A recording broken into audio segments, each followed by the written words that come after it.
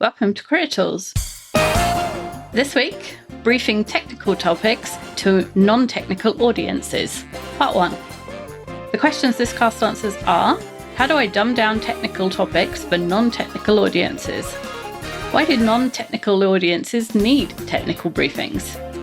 And what do I get out of briefing non-technical audiences? Why is it better to leave a seat open than to fill it with just any hire? It's because rushed decisions often lead to mismatches and, therefore, increased turnover. What you really want is a measured approach, focusing on finding candidates who not only meet the job requirements, but also align with your team and organizational culture.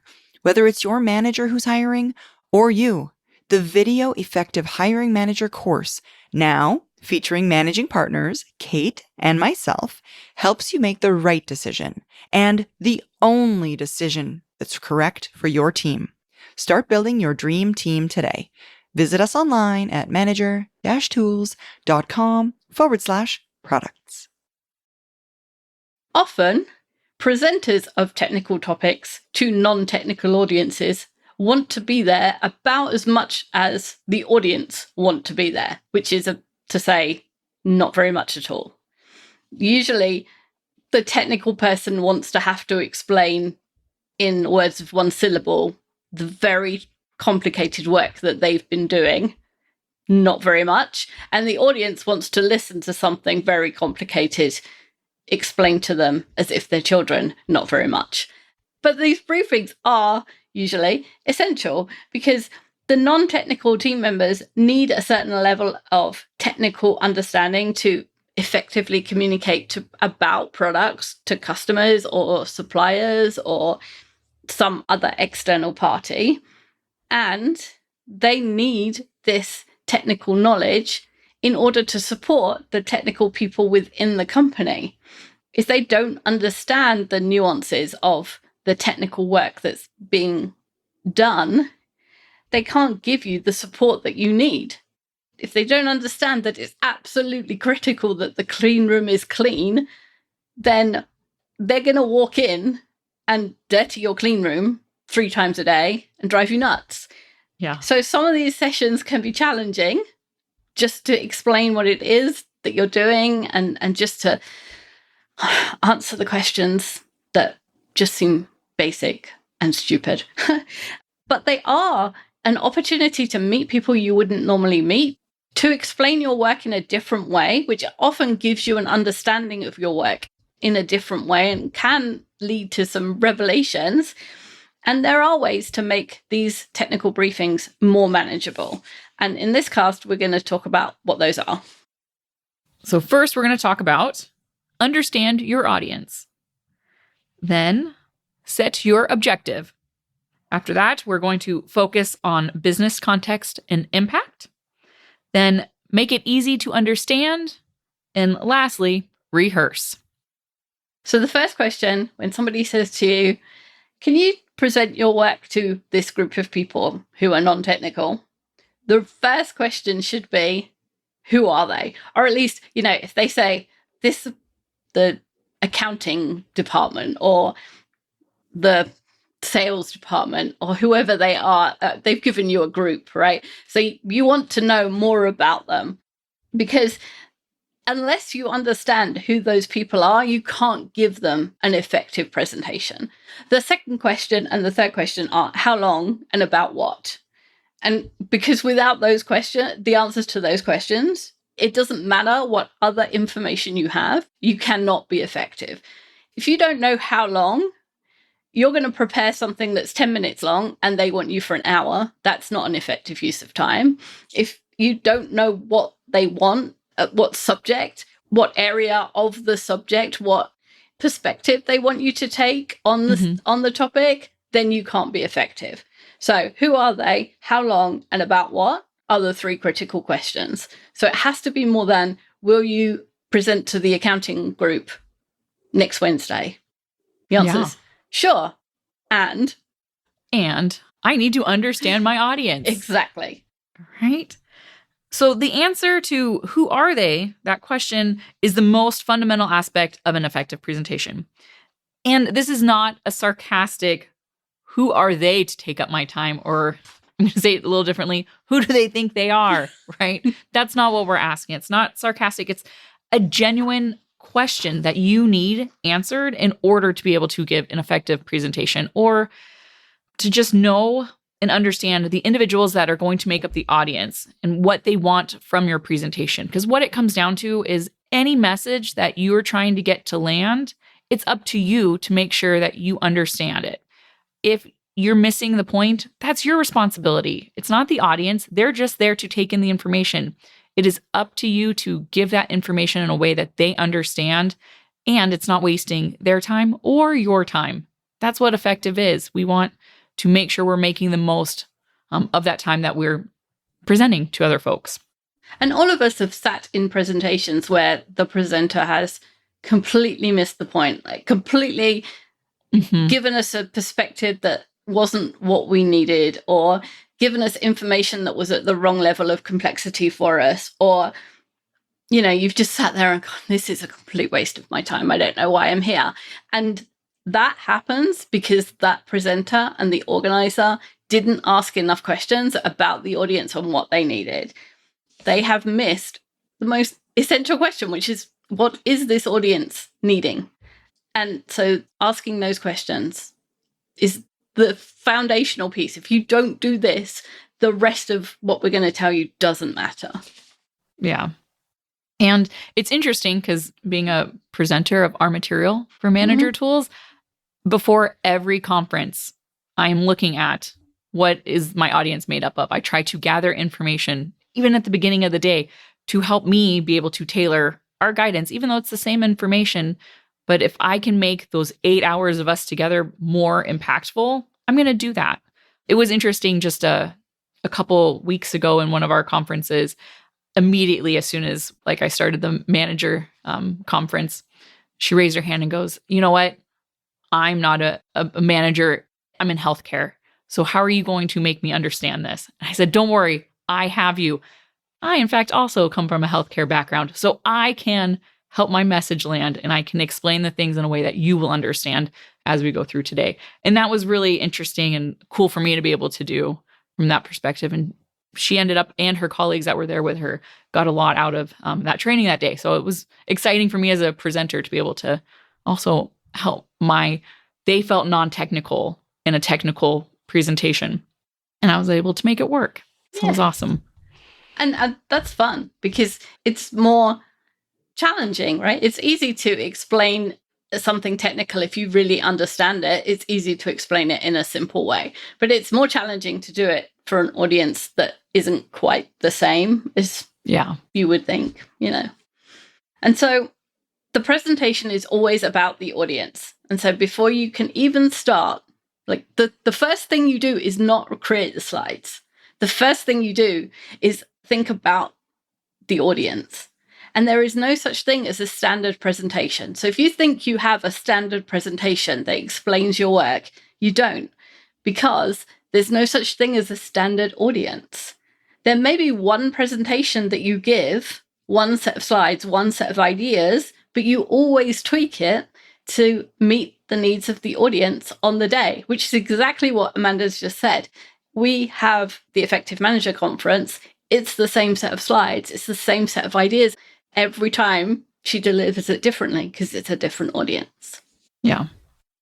And some questions to consider about the audience is, what is their business area and role? What is the goal of this briefing? What is the level of understanding required? What is the level of understanding that they have? What is their hands-on experience with technology? And what is their first language? And understanding the purpose of the briefing is really important because the needs of someone who uses the technology daily is really different from someone who's just learning about an exciting development in your company. If you're teaching someone who is going to use some application on a day-to-day basis, they need a completely different kind of briefing than someone who you're saying, hey, we're launching a rocket next week, and it's the most exciting rocket we've ever launched for these reasons. It's completely different. Yeah. And there's a huge spectrum of users and sellers and accountants and implementers and managers and every other role that you can think of, all of whom would want a different kind of briefing because they have a different reason to know about whatever it is you're working on. Yeah. And even if you think about one project, how many different teams have a hand in that are looking at it from a different perspective, right? Everyone has a different goal really in mind, even though it's the same project. So what's more, the level at which you need to provide education before you can go into the technical detail varies too. Salespeople with advanced science degrees versus those with high school diplomas need differently tailored presentations about a complex topic like nanoparticle paint on boats. This differentiation isn't about intelligence. It's about addressing each group's unique educational background. So some companies require higher degrees just to work within that organization, and some folks with the same role don't in different organizations. So knowing that level of education can also help you tailor your presentation. And think about also the technical constraints. Will you have the necessary resources to demonstrate your technology effectively? Or are you going to be in a location with limited connectivity? Because if you're planning some hands-on interaction, you need to make sure that your audience all have devices that are going to connect to that website that you're planning to use for whatever. They've got to press the buttons in the survey or whatever. And if you don't know that you're going to be in the basement and there's no Wi-Fi signal down there, and then you get there on the day, your presentation is now a whole lot less interactive than you thought it would be. And I didn't know this until Mike presented on our executive speaker series a couple of weeks ago about AI. And apparently there's Murphy's Law of live demonstrations, which is they always go wrong. So, so if you're planning a live demonstration, perhaps you might want to have some backup so that a live demonstration, if it does go wrong, you have a backup. A backup on a backup on a backup, right? Yes. Now, know that being selected as a technical expert to present on non-technical or to a non-technical staff is a mark of distinction for your career.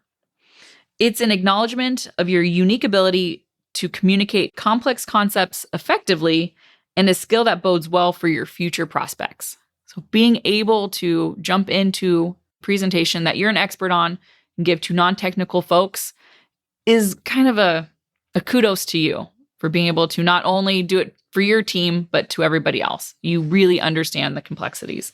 It's not a punishment. It's not a burden. It's not someone saying, you need some extra work to do. It's actually someone saying, you're good at this and we want you to do more of it.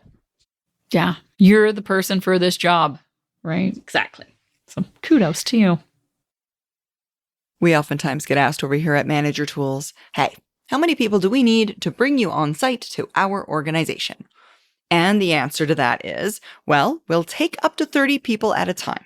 And if you have 30 people to be trained and you do the math, 30 people in the room when we come on site is the equivalent of 50% of our on-site public conference prices. The fewer people you have, the more expensive it'll be per person. But let me tell you right now, if you've got 5 people and you want us to come on site, we will do that for you. So if you're interested in how big your organization is or how small your organization is and whether or not you can have us on site to train your staff, send us an email to customerservice@manager-tools.com and we'll walk through the pricing to make sure you get the best deal for what you're looking for. So our next subtopic is set your objective. So once you have a really clear understanding of the audience's composition and the objectives that you've been assigned or the objectives of the organizer and the constraints of the time and the technology and preparation and so forth, then you can establish your own objective for the briefing. Because the trick here is whatever the organizer thinks the objective for the briefing is, this may not be possible. And so you have to have your own objective too. It doesn't matter how much the organizer wants it. You cannot give an in-depth technical explanation of some technology in an hour. You can't explain nanoparticles on paint in boats to any great depth in an hour. You can only skim the surface. You might be able to leave the audience with some memorable visual so that they go away and they could tell other people, oh yeah, it's like whatever, some analogy. You might be able to leave them with that. That might be your goal, to have them have that high level understanding that they can repeat to others, that they can say, oh, those people over there, they do the thing with the things. But you can't give them the kind of PhD level understanding. And so you have to have your own objective, which is more reasonable.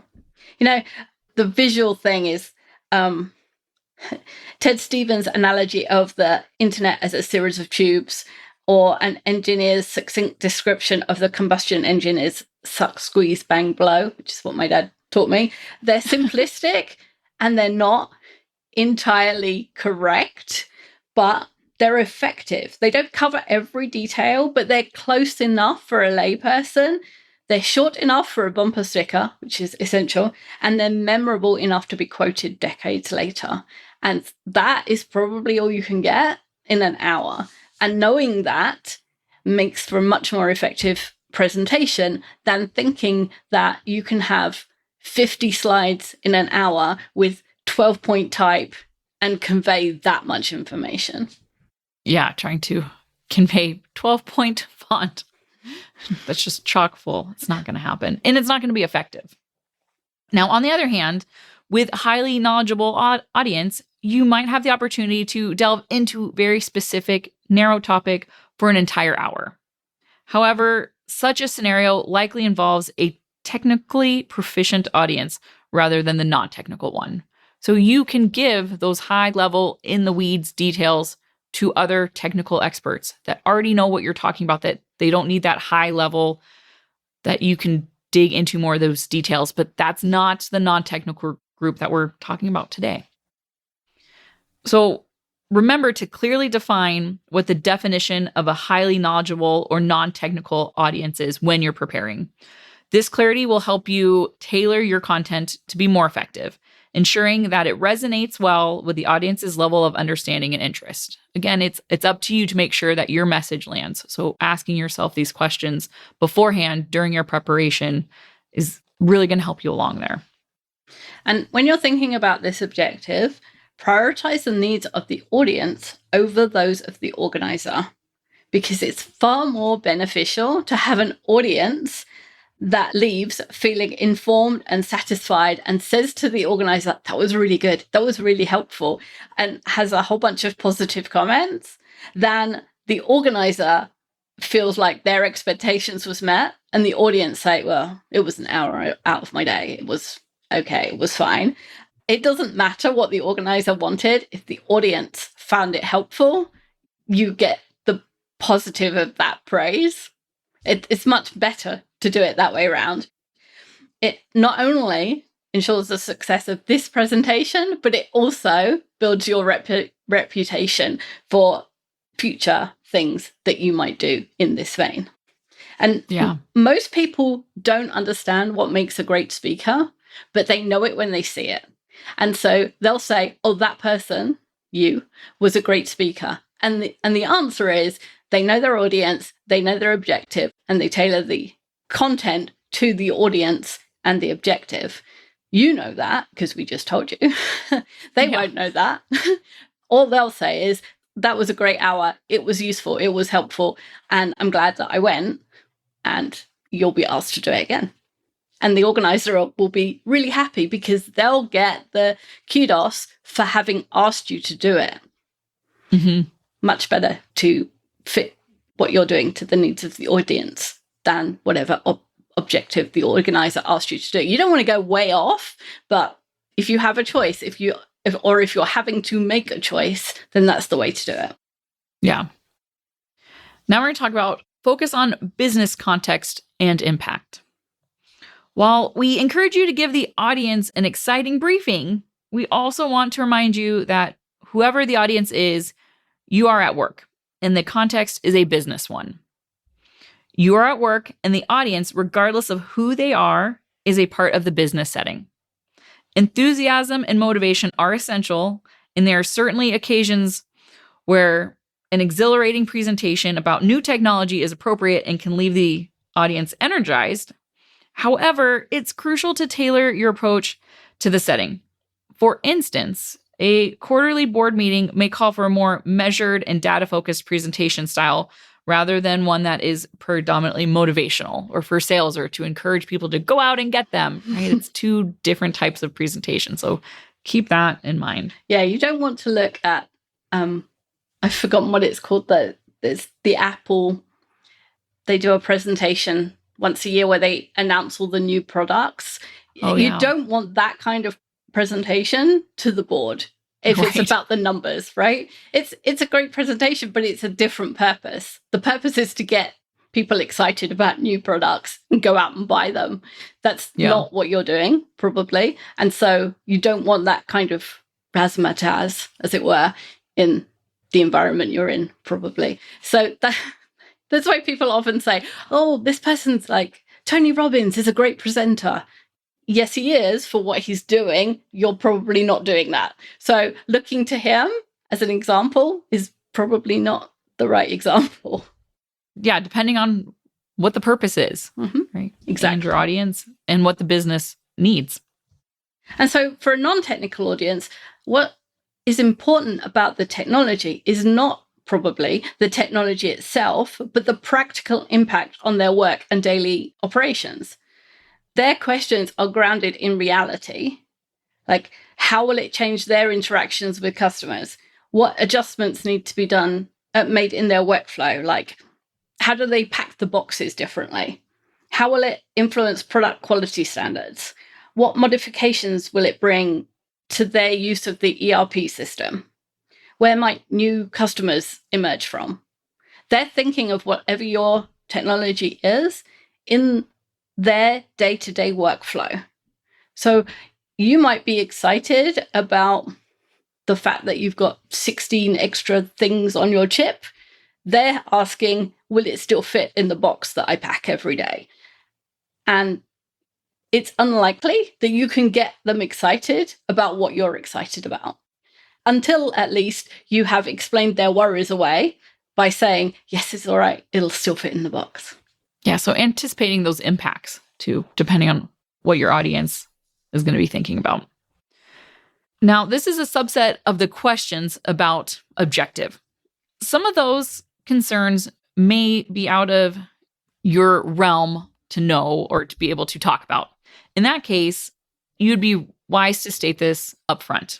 For example, you might want to say, the purpose of this briefing is to tell you all about the new version of the TTX3 that will be on sale starting March 1. I work in product design, so I'm going to tell you about the updates we've made and why we think this version will be better for our customers. I don't have any information about dispatch or shipping, although I know you'll be interested in that. So I'm sure Kevin is going to make sure you get that information and then carry on with your information. So in a briefing to managers, you might concentrate on where the technical details influence cost and revenue, because managers are usually managing cost and revenue, or where it would impact their team, whatever team they're managing. In a briefing to sales, you might concentrate on what's being changed to meet customer needs, because sales interact with customers, obviously. In a briefing to production, you might concentrate on what's being changed to make the product more reliable or easier to produce. In a briefing to marketing, you might focus on how the new technology enhances brand image or allows for a more targeted and effective marketing campaign. In briefing to customer support, you might concentrate on the technology improved response times and resolution rates, leading to increased customer satisfaction, because that's what customer support is for, customer satisfaction. In a briefing to the finance department, you might highlight how the technology optimizes cost efficiency, reduces operational expenses, or impacts the overall financial forecasting. In briefing to the HR team, you might discuss how technology streamlines recruitment processes, enhances employee training programs, or contributes to a more engaging workplace environment. If you're talking to the R&D team, you might be talking about how the technology opens up new avenues for innovation or accelerates research processes or facilitates collaboration with external partners. If you're talking to logistics, you might talk about how the technology improves supply chain management or enhances delivery efficiency or reduces logistical complexities. And in briefing to the legal department, you might be talking about how the technology aligns with compliance requirements, mitigates legal risks, or handles data privacy issues. Every department's going to have some different concern, no matter what it is you are talking about. We don't even know what the TTX3 is, and yet we can guess what all of those different departments' concerns might be about that product, just by knowing what those departments do in most big companies.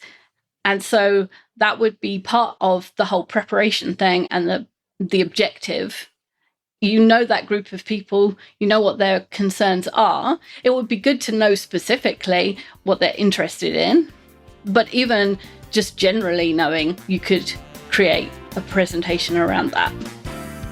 So this week we've talked all about the audience and the content of your presentation. Next week we're going to talk more about the actual words that you might say and about rehearsing and how we can make it a good presentation. Bye everyone. Bye.